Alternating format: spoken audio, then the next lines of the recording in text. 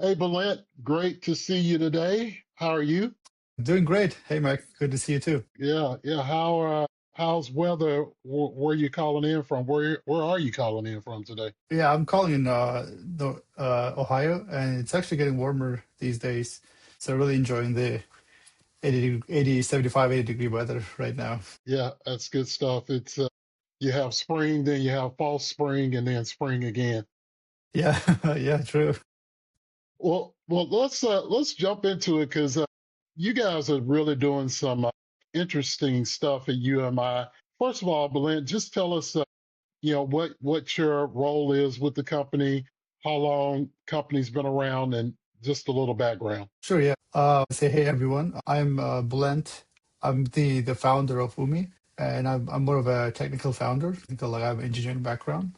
And at UMI, we're building a new type of blockchain where, with the development of AI and AI like payment systems, especially using crypto, there's a lot of like development AI agents being automatically paying for subscriptions or any kind of purchases, even like smaller amounts. These are automatically happens a lot easier on a blockchain. So at Umi, what we do is like, because there's different types of blockchains around, and each of them will have its own internal kind of payment system. But when people want to build something that's like involve multiple blockchains or multiple services, we want to make sure that we allow become the settlement layer and be able to orchestrate that for every blockchain. Umi's goal is to like have become the settlement layer for kind of like unifying settlement layer for AI agent payments from coming from different blockchains. Okay, I love that. So, Bulent, you mentioned Yumi is building a layer two blockchain to unify different types of blockchains, right? Specifically, you guys are expanding into AI payments. What unique technical challenges did you face in building this infrastructures that others in the crypto space probably shied away from? Because I remember you mentioning that folks with a lot of similar projects and ideas bailed on it due to technical difficulties. So, can you talk about that?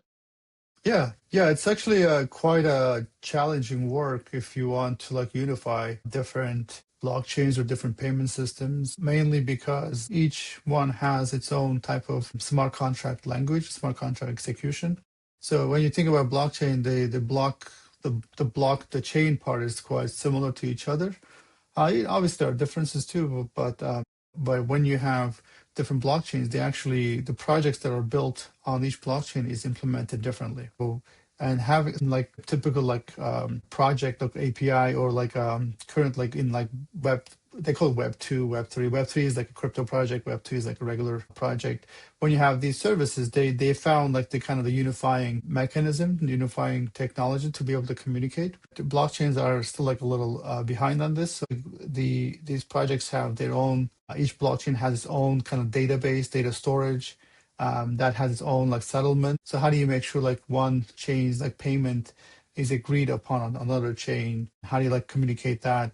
That sort of stuff is like, especially when agents like AI agents perform a high number of payments. This is going to be like a big challenge to orchestrate between different chains. And in order to do that, you need to kind of be able to execute different types of smart contracts in blockchains, applications in different blockchains, because they speak a different language. And the challenging part is being able to run these different types of execution applications, but have them right to the same unified database, store the data in one place. So a lot of there's a lot of projects like one execution type, and then the data storage is here, and then another execution type, the data storage built just specific for that. Those things exist, and you can kind of have like a long bridge technology. But if you want to do it like unify these things, you need to be able to execute different things at the same time, and also be able to write to one place. And that's quite the challenging part. And I would say a lot of projects have like kind of try to replicate or at least try to build this, but it's because of its like challenging aspect, like technical challenging aspect. Some of them kind of like stopped building it. But we've been building this for a year and a half ish, and our project has been going on for 2 years. And we're able to like execute different types of application smart contracts from different chains and being able to save them in one place. And then now we're expanding it to sort of like now we can do this generic like type of execution from any chain, from different types of chains, Now, how can we Yeah. use it for like AI agent payments? And kind of we're trying to expand to that sort of like Yeah. direction. That's really interesting stuff. So let me ask you this question. As a solo founder, what was your strategy for attracting and building your 6 to 8 person team for Yumi, especially considering this is a highly specialized and competitive field like blockchain and AI payments? What did you learn about hiring that you didn't expect? Yeah. So I realized multiple things. I would say it wasn't just one thing. Like, oh, this was enlightening. One thing, a few things I can just come to my mind. First is that I realized how the founder's persona and or background or their approach, your like personality has effect on convincing someone. And that's something like I didn't actually know about myself, that I was actually but I'm actually realized that I'm a good leader. I didn't know that about myself. I've been given the opportunity to lead and do leadership, but I always felt like that's not gonna make me learn the things how to do the thing, or like how to write the code, how to build a project, and things like that. So I kind of refrained away from that because I wanted to learn the building part. And so I realized that, but I was I was also like, maybe I won't be able to hire someone because I don't know if I can lead. I realized like, that's not how I actually realized I'm a natural leader. That's something I'm learning about myself. You kind of learn your personality really deeper when you start running a company, and you see your like mistakes very clearly too, and you know those mistakes, but like you also see your like strengths very clearly because there's like really no filter. You just directly like you hire, the person accepts or not. You get like direct feedback instead of like going through the hiring manager, other things, the payment. Nothing involved. Like you and the person directly connecting. So I was able to like really hire a very strong engineers, strong like builders, strong employees. And so I realized like it's basically like the conviction and how you can portray yourself to them, how much you believe in your project and things like that. um, That's there's interesting. there's other things too, obviously. That's the first thing I noticed, and I was like, try to be direct and honest. That's something like the management, because once you hire them, you're not just gonna hire and send it somewhere else. It's not like a one-time thing. You're gonna keep working with these people. There's gonna be ups and downs, so you need to kind of find a balance of like how you work with these people, and then that kind of grow together in a way. And for that, being able to be being honest and having clearly explaining the situation, the things of what's happening and the requirements and all this stuff, even like bouncing ideas with them, trusting their ideas, because they're human, they're knowledgeable too.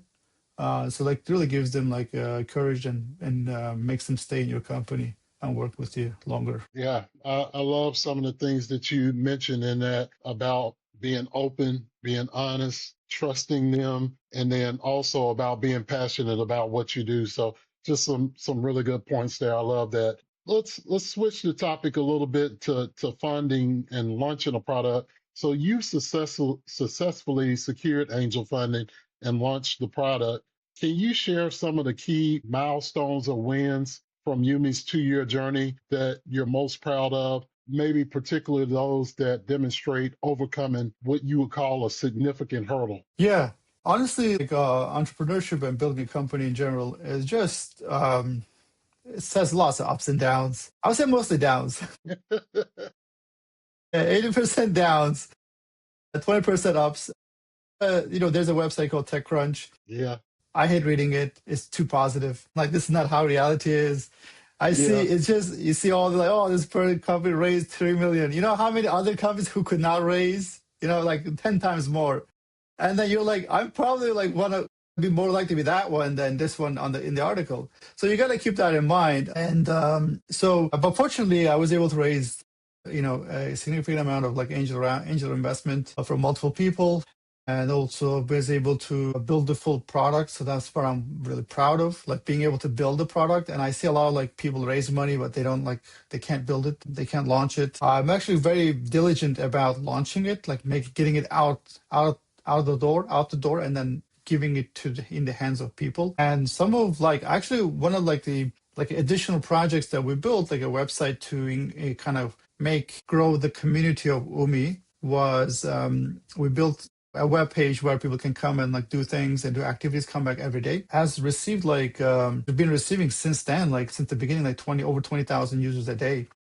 Wow. Oh, wow. And like Yeah. yeah, like multiple millions. Like our servers have been crashing. I've never seen this much traffic of project, like other than like corporations in a project that I built. This much traffic, this much usage. So like being able to see that, being able to connect with those people, like it's really rewarding. Being able to work with the people, it's really rewarding.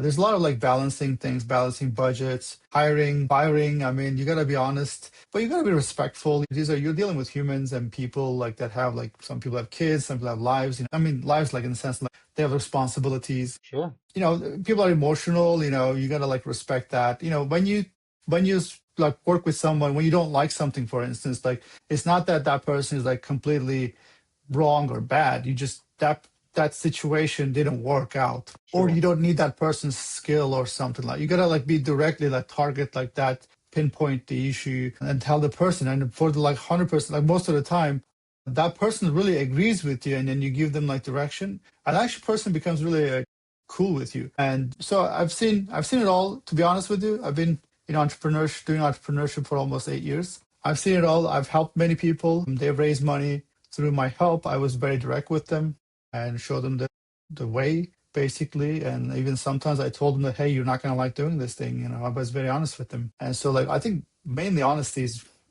I feel like we're repeating this term, but like honesty has been like the key Yeah. here. Hey, would you, we want to make sure we throw that website out there that people are going to and interacting with. We can make sure that we put it in the text. But what's the website that's receiving so much interaction? Yeah, so umi means sea or ocean in Japanese. So we call the website Odyssey. So kind of the journey in the umi, basically. So Odyssey, the website is called odyssey.page. So if anyone goes to type odyssey.page, enter, you should be able to see it. And the main you see the quest, and there's like daily check-in. There are a few things we noticed, like people love doing like longer tasks. They really want to contribute to a project. They want to like be able to like say like I invested my time and effort into the project and I see the reward. And people love that. We noticed that. Another thing, daily coming back, kept keeping things in mind. People really value that too. What your ideal client is? Umi's ideal client are payment platforms on different blockchains, right? So, especially probably in the AI payment space, what specific needs or pain points do these platforms have that you address? And how do you envision helping them expand into other ecosystems? Yeah.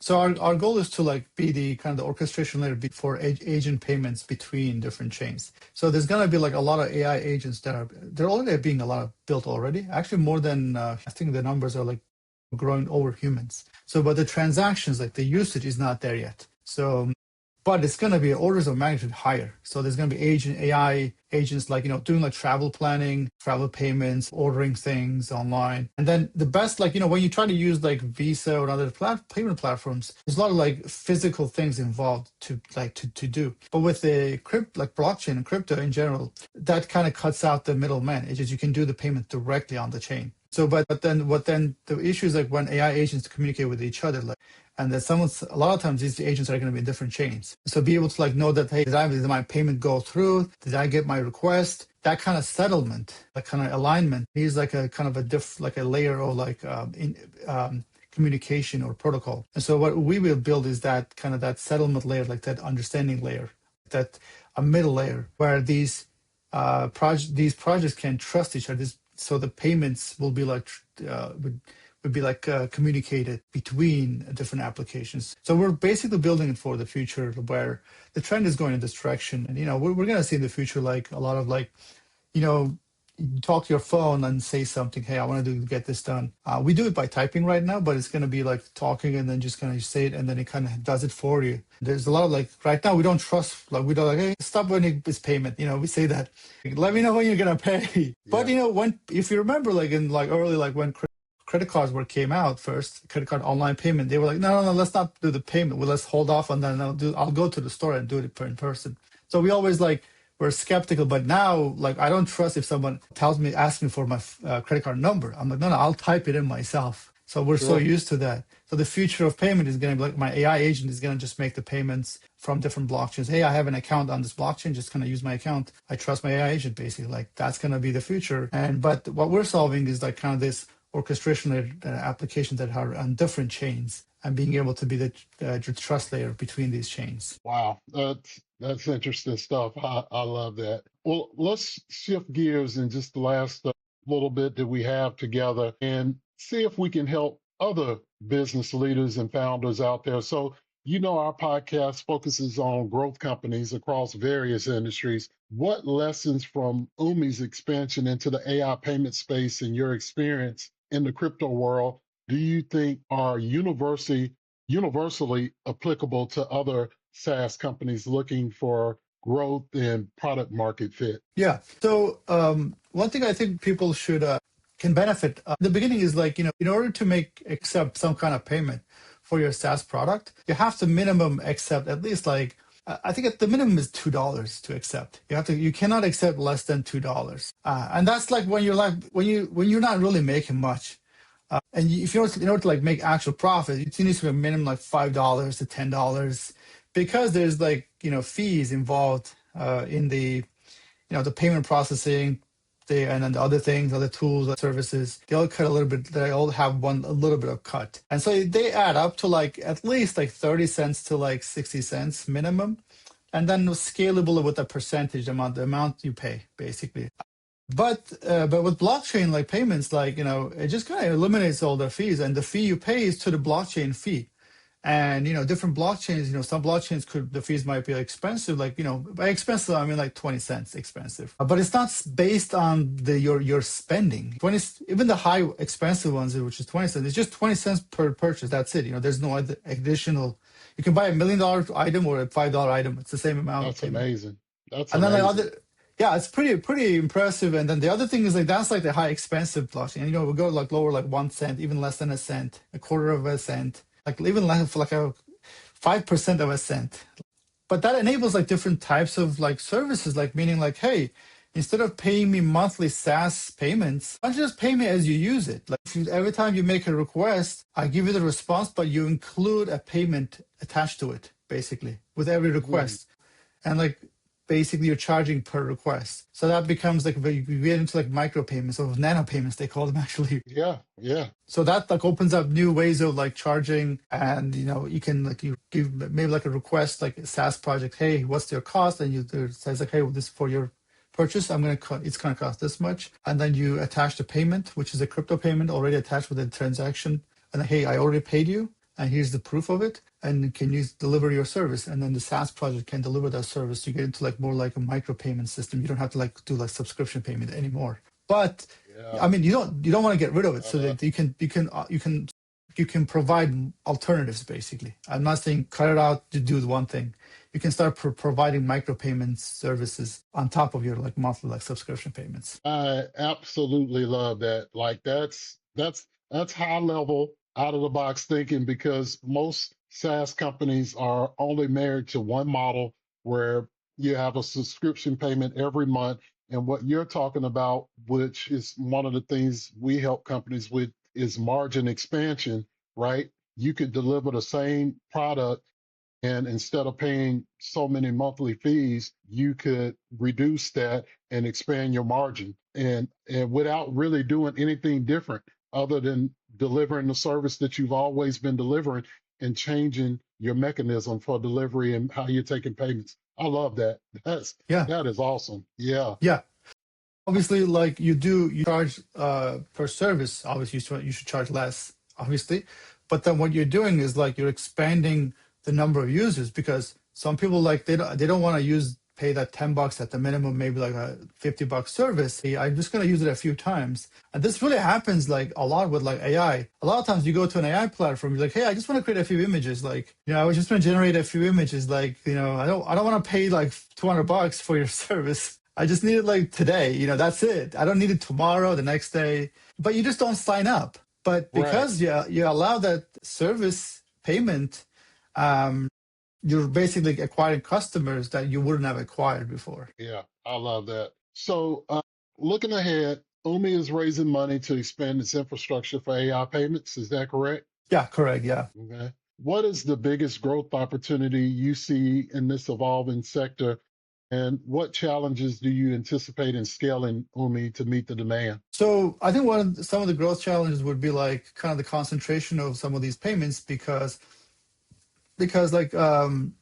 like some chains might have the concentration because of the lack of like chain to chain interaction, because like the services might not be available, and then what you'll have is like, well, if I can't use other chain, I might have to use this one even though I don't like to use this one, or I don't have the expertise to use this one. So like that can like become a growth challenge for some projects, so they might not build. And so but what we believe is that like each chain is just uniquely good for its own users. And so what we want to do is like we want to thrive individual chains independently, but we just want to be that orchestration. The other thing is like sort of the kind of the, like security challenges, trustlessness. Crypto or blockchain in general is not a trusted service. It's trustless. So meaning that you don't need to trust, but you need to protect yourself. Meaning like, you don't want to give your wallet information outside other than your agent. Your agent shouldn't give that information outside. So this is like, and the reason for these are not because like it's just bad or hard. It's just like they're not mature enough. Like it's just the two tools and services aren't just like, they're very new technologies and they're not mature enough. So there could be some, security issues, and that could like, backfire, and then people can feel like lose their trust in the system, and then, kind of slow down the growth. It's more like a psychological.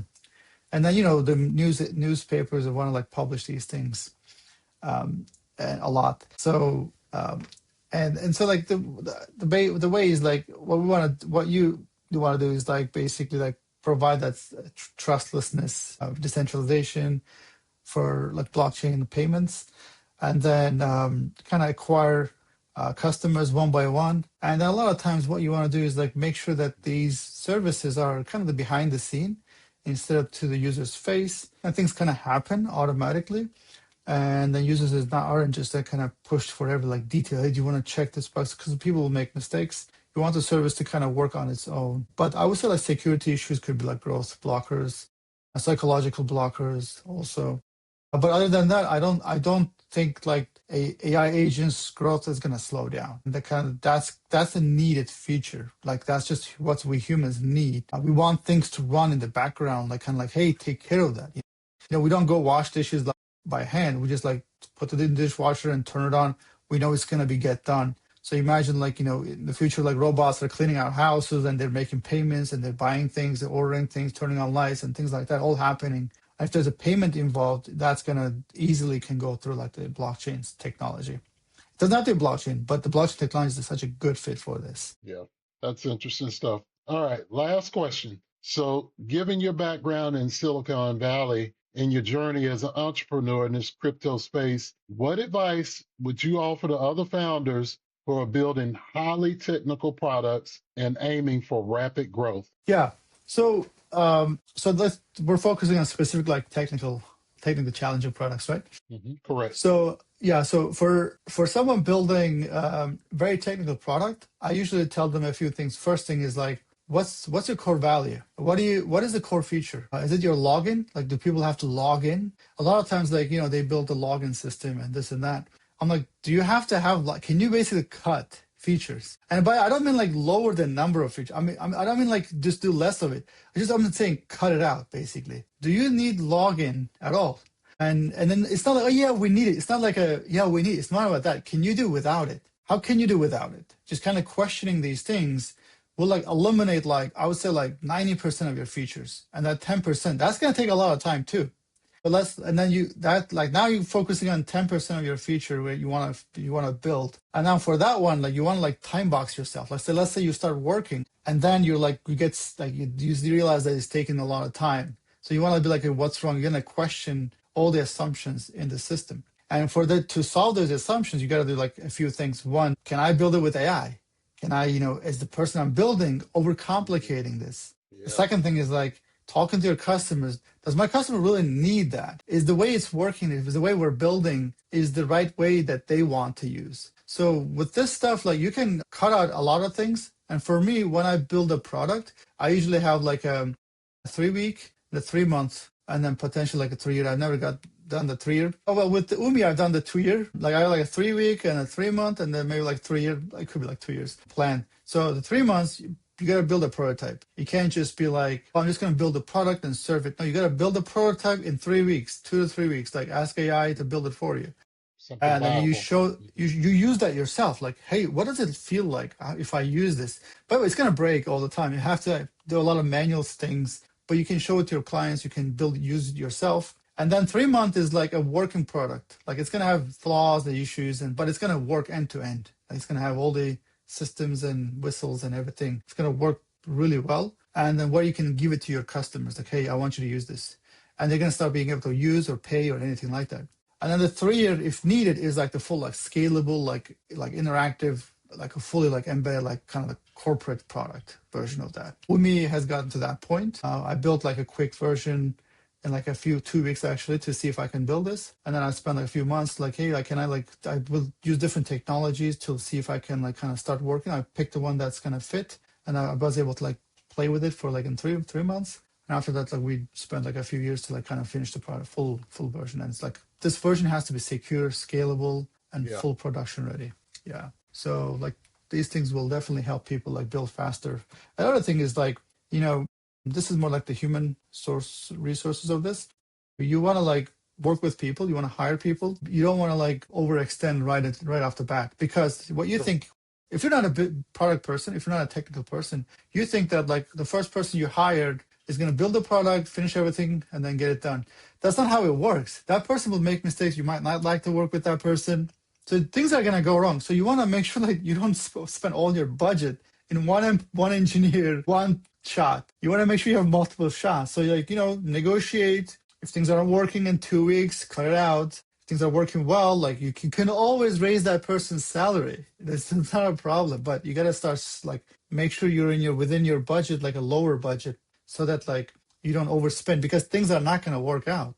And this is true for everything, like even business people you hire work with, like things might not work out. You want to make sure that you don't empty your budget, so you have like ways to like expand and hire more and work with more people. So, but if you do these things, I guided a few friends. One guy was like had hired an engineer for like $10,000 a month, a junior engineer. He didn't know he was junior, and then spent 2 months, ran out to $20,000, and he never hired anyone for 2 years. And I told him, like, look, you're just too afraid to hire now. You're Yeah. burnt out.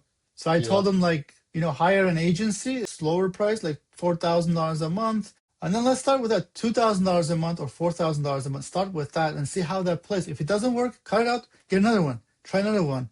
But you're only spending a few thousand at a time. You're experimenting. Yeah. I like And that. then he found some group and worked with them, and then finished his product within a year. It worked out really well for him. Yeah. Yeah. A couple of things that you said there. Perfection is the enemy of good enough. Like your 3 week run to make something MVP, minimal viable product. I love that. And then the other thing that you said that resonates with me: hire slow, fire quickly. Yeah. Like really, really take your time about who you're going to hire. Make sure they're the right person. But when you figure out they're not the right person, don't linger, and fire quickly. So, Bulent, this has been a great conversation. I loved every moment of it. But thank you for coming on, and we really appreciate it. And how can folks get in touch with you, like email address or website, or what's the best way to get in touch with you if they're interested in what you do? Yeah. So if people go to our website, uminetwork.com, if they go to our website, we have like links to our Discord or Telegram channels. I'm pretty active there, especially on Discord. People ask our questions, issues, and our updates. We share our updates there. They can kind of like, I recommend people not to message me directly, but like in a group setting, I respond in the groups in different channels, so like people can communicate through our team. We have not just me, other people from our team there too. So that's the best way. Like those links are on our website. Good stuff. All right. Thank you, Umi. And I appreciate it. I'm going to stop recording now. Thanks, Mike. Thanks for having me.